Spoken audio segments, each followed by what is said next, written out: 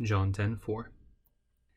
Et cum proprias oes emiserit, anteas vadit, et oes illum secuntur, qui asciunt vocem eius.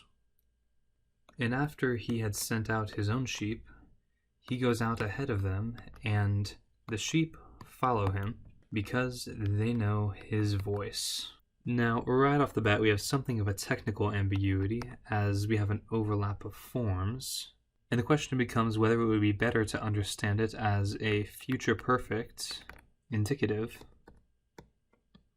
or a perfect subjunctive. Now, the easiest way to solve this ambiguity is to ask what would trigger the subjunctive with cum. And if it falls under those categories, it would have to be the perfect subjunctive, and if not, then it would be the future perfect indicative. Now, the first reason that would trigger the subjunctive would be if there is some logical connection between the dependent clause and the main clause. Now, that would look something more like in English. Since he had sent out his own sheep, he went out ahead of them. However, that doesn't really seem to fit here, so what would the second one be?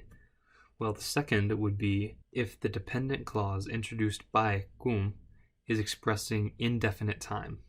Now, if we were just looking at the Latin and the cum clause with its associated verb, we really can't tell. However, we can take the liberty of cheating a little bit and looking at the Greek, which reads hotante diapante ek pale.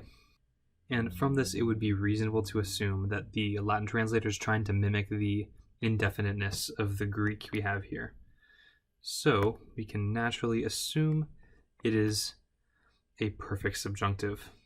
Otherwise, in the text, we have ante here. Just remember, whenever you see it used in spatial sense, it is expressing in front of. So after the shepherd sends out his own sheep, he gets out in front of them, and then they follow him. Note, it is a deponent verb, secuntur. And what is the reason that they follow him? Because they know his voice.